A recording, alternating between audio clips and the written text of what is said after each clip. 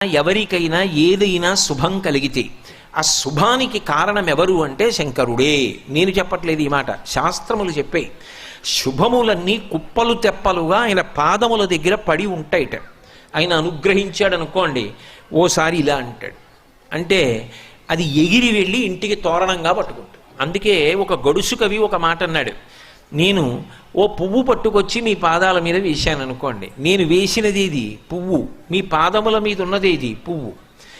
నేను ఒక పువ్వు పట్టుకెళ్ళి మల్లికార్జున లింగం మీద వేశాను అనుకోండి, పరమ ప్రేమతో వేశాను అనుకోండి, ఆ పువ్వు ఓ ఏడాది తర్వాత నా ఇంటి మనవడు.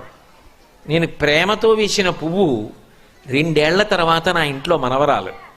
నేను ప్రేమతో వేసిన పువ్వు నేను కట్టుకునే ఒక ఇల్లు. నేను వేసిన పువ్వు నాలో కలిగేటటువంటి భక్తి.